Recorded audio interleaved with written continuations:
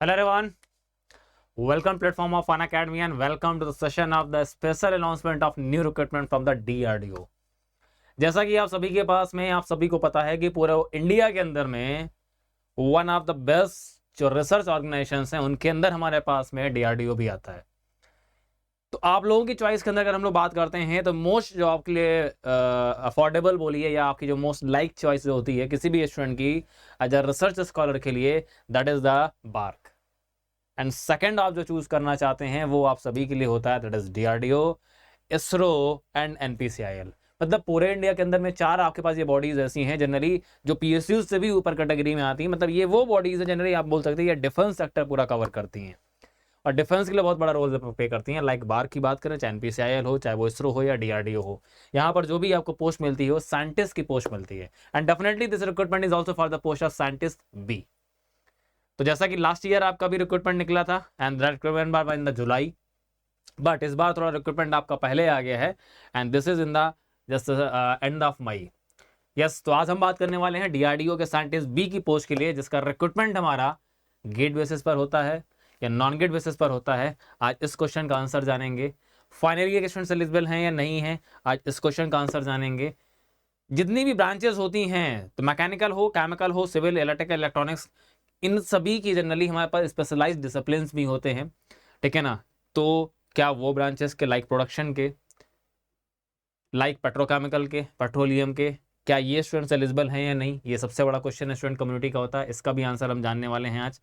And सबसे बड़ा selection हमारे पास में क्या है कि अगर सिलेक्शन अगर गेट बेसिस पर है तो कैसे होगा, अगर नॉन गेट बेसिस पर है तो सिलेक्शन कैसे होने वाला है, ठीक है। तो ये सारे क्वेश्चंस का आंसर जो है ना आज आपको पता चलेगा अभी इस सेशन के अंदर में, ठीक है ना। तो चलिए अपनी बातचीत को स्टार्ट करते हैं। तो जैसा कि आप सभी को पता है कि हमारे पास DRDO की साइट अगर आप ओपन करने जाते हैं तो DRDO की साइट मेरे पास जो है वो है आपका recruitment assessment centre RAC DRDO करके जो आपकी वेबसाइट है वहां पर जाकर के आपको ये चीज देखने को मिलती है।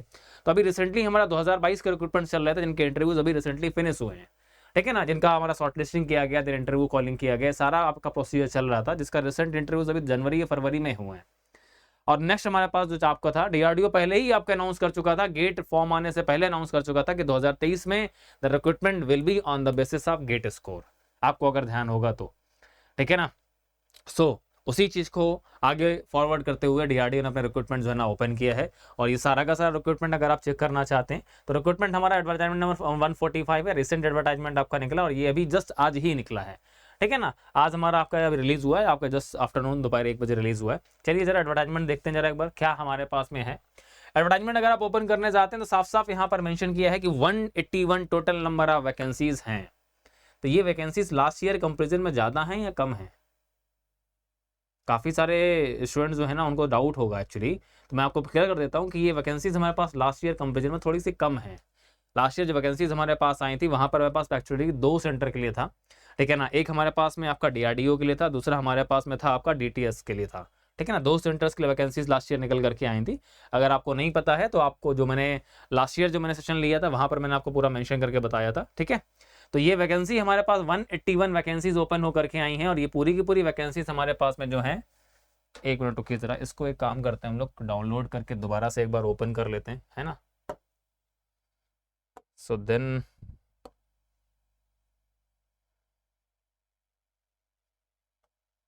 okay, just wait.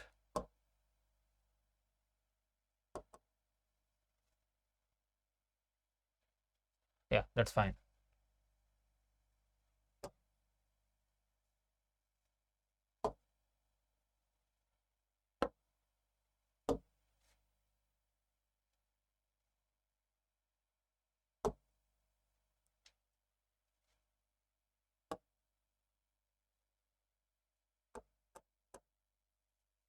I think this is visible now, properly visible now. Yes, okay. So let's start. तो फर्स्ट ऑफ ऑल मैं आपको मेंशन कर देता हूँ 181 टोटल नंबर ऑफ वैकेंसीज हमारे पास निकल करके आए हैं साइंटिस्ट बी की पोस्ट के लिए, जैसा कि हमारे पास हमेशा निकलता है। और ये मेरे पास में जो पोस्ट आपकी हैं, ये ग्रुप ए गजेटेड पोस्ट के अंदर हमारे पास आती हैं, टेक्निकल सर्विस के लिए आती हैं डीआरडीओ के अंदर। और यहाँ पर हमारे पास सबसे पहले ही उसने मेंशन कर दिया है कि the discipline wise details of vacancies are given recruitment and discipline mentioned below on the basis of the valid GATE score. अब ये जो आपके लिए एक ऑप्शन रहता है, ठीक है ना, तो ये वैलिड गेट स्कोर वाला पार्ट जो है ना, ये मैं आपको भी क्लियर करूंगा, ठीक है ना, मेरे बातों को ध्यान से सुनिएगा। तो हमारे पास ये रिक्रूटमेंट जो आपका ओपन होकर के आपको जो दिख रहा है प्रॉपर्ली, तो इस रिक्रूटमेंट के लिए हमारे पास में जो ब्रांचेस एलिजिबल है और जो नंबर ऑफ वैकेंसीज हैं, जरा पहले इनको एक बार चेक करते हैं। सबसे पहले मेरे पास में आता है इलेक्ट्रॉनिक्स एंड कम्युनिकेशन इंजीनियरिंग, जिसके अंदर हमारे पास टोटल जो है ना 49 नंबर ऑफ पोस्टेज हैं।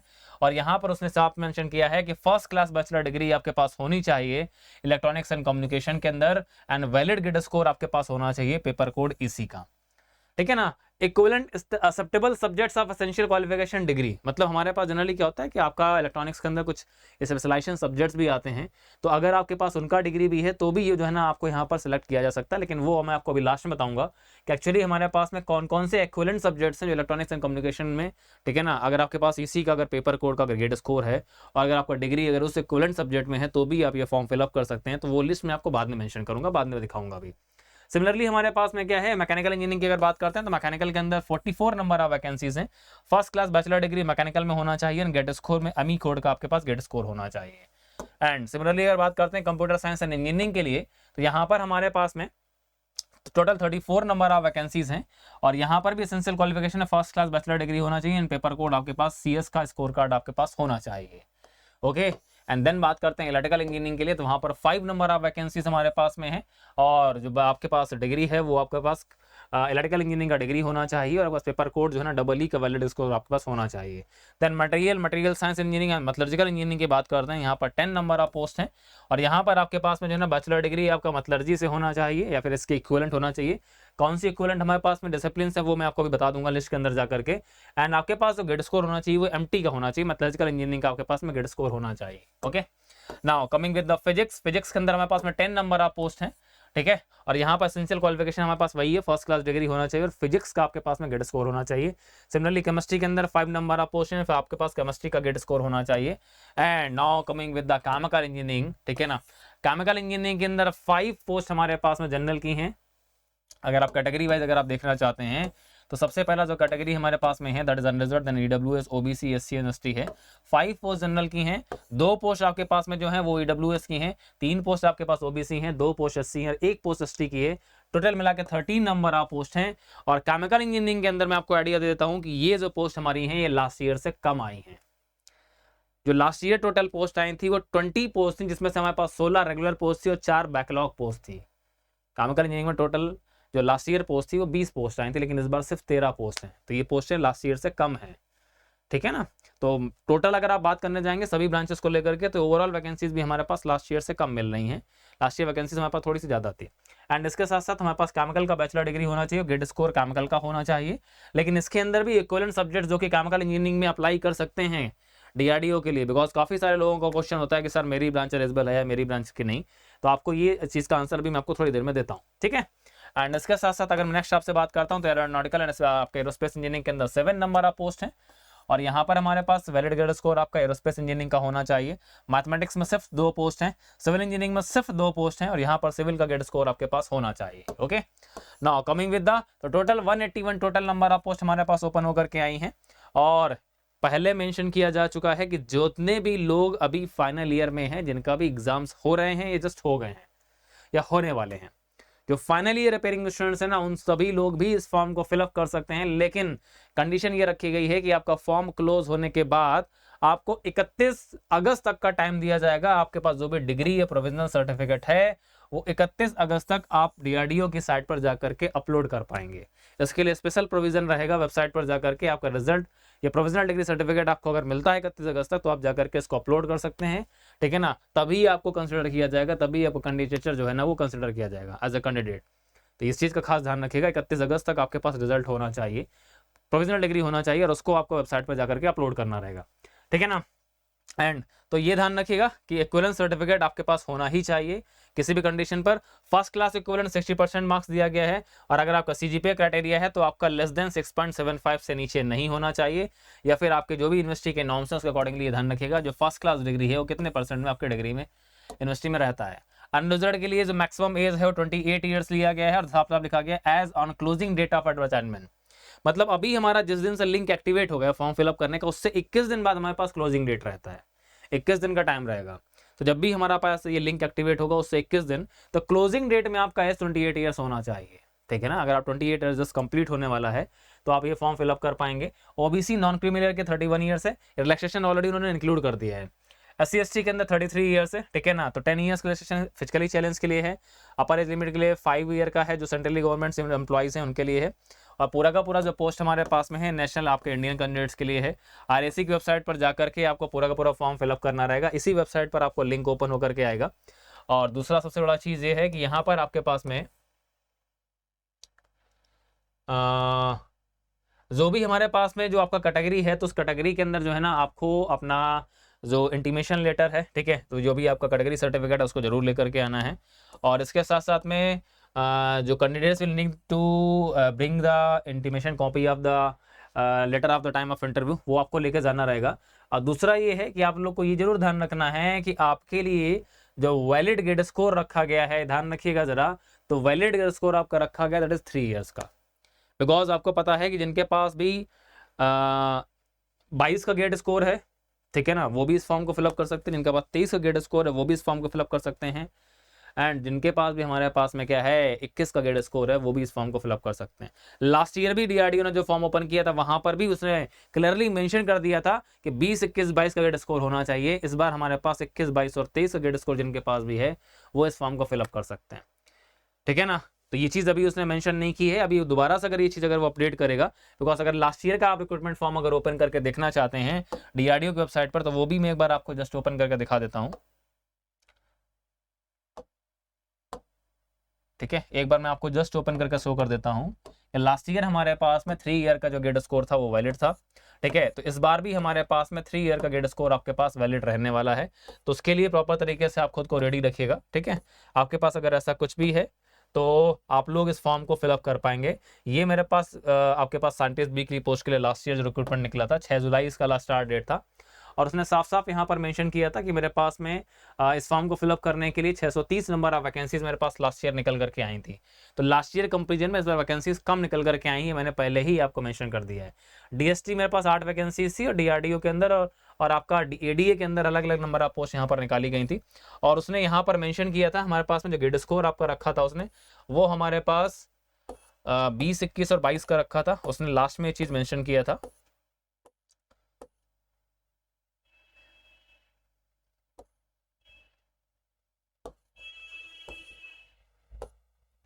चलो, उसने एक रिक्रूटमेंट नोटिफिकेशन और भी निकाला था, उसमें उसने मेंशन किया था कि आपके पास में 20, 21, 22 का जो है ना ग्रेड स्कोर अगर है तो आपको जो है ना शॉर्ट लिस्टिंग यहाँ पर किया जाने वाला है, ठीक है ना। तो ये आप ध्यान रखिएगा। तो आपके पास अगर ग्रेड स्कोर अगर 3 साल का है तो आप इस फॉर्म को फिलअप करने के लिए एलिजिबल रहेंगे, ठीक है। अगर ये मेंशन नहीं है तो अभी आपको क्लियरली पता चल जाएगा, लेकिन मेरी जानकारी के हिसाब से मैं आपको बता दे रहा हूँ कि आपके पास अगर 21, 22 और 23 का ग्रेड स्कोर अगर है तो आप इस फॉर्म को फिलअप कर पाएंगे, ओके। नाउ अब नेक्स्ट चीज हमारे पास में ये आती है कि हमारे पास में जो डॉक्यूमेंट्स आपको अपलोड करने होंगे वो आपके सेल्फ अटेस्टेड कॉपीज होंगी जो कि आपको अपलोड करने होंगे। और जो भी अपेयरिंग कैंडिडेट्स हैं वो ध्यान रखेगा, ये पॉइंट जरूर ध्यान से पढ़िएगा कि आपका रिजल्ट 31 अगस्त तक आपके पास होना चाहिए, जिसको आपको अपलोड करना होगा। वैलिड ग्रेड स्कोर, फोटोग्राफ, ये सारी चीजें आपको अपलोड करनी होंगी। और 21 दिन के अंदर हमारे पास में क्या है फॉर्म फिलअप करने का आपके पास में डेट रहेगा, जब से भी लिंक एक्टिवेट होगा। अभी लिंक एक्टिवेट नहीं किया गया है, ठीक है। तो ये चीज़ों को आप खास ध्यान रखिएगा। तो हमारे पास पूरा का पूरा रिक्रूटमेंट जो है ना, लास्ट टाइम उसने जो है ना जो रिक्रूटमेंट ओपन किया था वहां पर कुछ पोस्ट के लिए उसने रिटन एग्जाम भी लिया था, कुछ पोस्ट के लिए उसने रिटन एग्जाम भी लिया था, लेकिन इस बार कोई भी रिटन एग्जाम का प्रोविजन नहीं है। इस बार पूरा का पूरा रिक्रूटमेंट जो है ना वो गेट स्कोर बेसिस पर ही हो रहा है, फाइनलाइज हमारे पास गेट स्कोर बेसिस पर होगा। ठीक है, जितनी भी ब्रांचेस आपको मेंशन की गई सभी का गेट स्कोर बेसिस पर ही सिलेक्शन होने वाला है। ठीक है ना, तो इसके लिए आप सभी लोग रेडी रहिएगा। जो भी आपके सर्टिफिकेट्स हैं सारे के सारे जो है ना सर्टिफिकेट्स आपके करंट फाइनेंशियल ईयर के होने चाहिए, ये चीज क्लियरली उसने यहाँ पर मेंशन करके रखी हुई है। जो भी आपकी एप्लीकेशन फीस है, तो जितने भी अनरिजर्व OEWS और OBC कैंडिडेट्स हैं तो उनको जो है ना 100 रुपीज़ पे करना है। बाकी जितने भी हमारे पास में क्या है SC ST फिजिकली चैलेंज और गर्ल्स जितनी भी हैं उनको कोई भी फी पे नहीं करनी है। शॉर्ट लिस्टिंग जो आपकी की जाएगी गेट स्कोर बेसिस पर की जाएगी एंड 1:10 के बेसिस पर जो है ना वो आपको शॉर्ट लिस्टिंग की जाएगी and that will be in the discipline wise and category wise merit list आपकी रेडी की जाएगी। मतलब अगर जनरल में 5 पोस्ट अगर हैं तो उसके लिए 50 लोग को शॉर्टलिस्ट किया जाएगा। EWS में अगर 2 पोस्ट हैं तो उसके लिए 20 लोग को शॉर्टलिस्ट किया जाएगा। ठीक है, ये हमारे पास शॉर्ट लिस्टिंग क्राइटेरिया रहने वाला है। 1:10 में शॉर्ट लिस्टिंग की जाएगी, डिसिप्लिन वाइज भी एंड कैटेगरी वाइज भी। ठीक है, सो अगर हमारे पास अगर देखा जाए अगर 13 पोस्ट हैं तो लगभग 130 लोगों को शॉर्टलिस्ट किया जाने वाला है। मींस हमारे पास में ये है कि जितने भी टॉप रैंकर्स अगर हैं तो हमारे पास में इसके लिए मैं आपको सेपरेट सेशन लेकर के आऊंगा कि DRDO के अंदर किस नंबर ऑफ पर्टिकुलरली रैंक तक के लोग जो है ना वो फॉर्म फिलअप करेंगे तो उनके सिलेक्शन के चांसेस रहेंगे, कितना हमारे पास जो है ना कट ऑफ आपका रैंक रह सकता है, कहाँ तक कॉल आ सकती है। इसके लिए मैं सेपरेट सेशन लेकर के आऊंगा अभी, बिकॉज इतना डिटेल में लेने का भी टाइम नहीं है अपने पास में। अभी जस्ट आपको एक इंटीमेट करना तो इन्फॉर्मेशन देना था। ठीक है ना, तो केमिकल के अंदर पूरा इन्फॉर्मेशन मैं आपको बता दूंगा कि एक्चुअली किस रैंक तक जो लोग है ना वो इस फॉर्म को फिलअप कर सकते हैं। ठीक है ना, एंड उसके बाद एक्जैक्टली आपको इंटरव्यू शेड्यूल जो है ना वो आपको यहाँ पर मेंशन किया जाएगा। और इसके साथ साथ में सिलेक्शन प्रोसेस के लिए ध्यान रखिएगा कि प्रॉपरली आपका क्या है गेट स्कोर बेसिस पर शॉर्ट टेस्टिंग देन आपका इंटरव्यू वो आपको फेस करना रहेगा। ठीक है, चले जी, तो ये हमारे पास अभी क्या है आपका जो रिक्रूटमेंट आपको ओपन होकर के आया था। अब बात आती है सर इक्विवेलेंट पर्टिकुलर डिग्रीज की, इक्विवेलेंट डिसिप्लिन की बात कर रहा था ना मैं, कौन कौन से इक्विवेलेंट डिसिप्लिन हमारे जो है यहाँ पर एलिजिबल है। सबसे पहले बात करते हैं इलेक्ट्रॉनिक्स एंड कम्युनिकेशन के अंदर। तो आपके पास अगर electronics and communication, electronics and computer, अगर इनमें से कोई भी आपके पास क्या है equivalent acceptable subject assistant qualification degree अगर है, बिकॉज हमारे पास कई सारे पर्टिकुलरली कॉलेजेस के अंदर स्पेशलाइजेशन पर्टिकुलर डिग्री होती है ना, लाइक केमिकल के अंदर petrochemical, petroleum, plastic, leather, paint, oil सब कुछ होता है। वैसे ही आपके अगर ऐसा कुछ भी है, अगर इनमें से कोई भी अगर आपके पास अगर डिग्री सर्टिफिकेट है तो आप अप्लाई कर सकते हैं। मैकेनिकल के अंदर में क्या है आपके पास अगर इनमें से कोई भी अगर डिग्री है, ठीक है ना, mechanical engineering, manufacturing, automotive, automobile, ठीक है ना, mechanical engineering, minor in space engineering, mechatronics engineering, कोई भी अगर आपके पास इनमें से अगर डिग्री है तो आप अप्लाई कर सकते हैं। ओके, एंड इसके साथ साथ अगर कंप्यूटर साइंस की बात करते हैं तो कंप्यूटर साइंस के अंदर में हमारे पास इतना अगर आपके पास इनमें से कोई भी अगर आपके पास डिग्री है तो आप इसके लिए अप्लाई कर सकते हैं। एंड इलेक्ट्रिकल की अगर बात करते हैं, इलेक्ट्रिकल में हमारे पास में 11 आपके पास में नंबर ऑफ डिसिप्लिन दिए गए हैं। इनमें से कोई डिग्री आपके पास है, that is power electronics, power engineering अगर कोई भी है तो अप्लाई कर सकते हैं। मटेरियल मैथमेटिकल इंजीनियरिंग के अंदर आपके पास मटेरियल्स मैथमेटिकल से हो अगर आपके पास तो आप अप्लाई कर सकते हैं।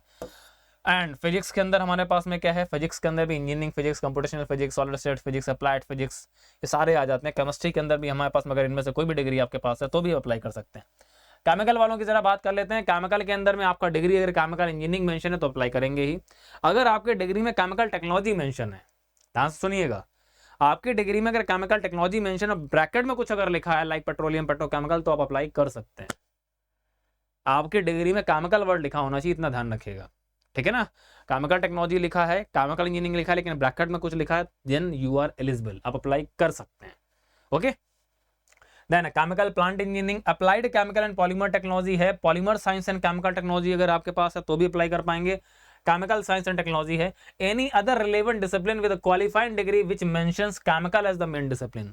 आपकी डिग्री में अगर केमिकल वर्ड लिखा हुआ है, लाइक केमिकल टेक्नोलॉजी हो या केमिकल इंजीनियरिंग हो, ब्रैकेट में कोई भी डिसिप्लिन लिखा हो like petroleum, petrochemical, oil, paint, leather, आपके पास केमिकल का अगर वैलिड गेट स्कोर है तो आप अप्लाई कर सकते हैं यहाँ पर।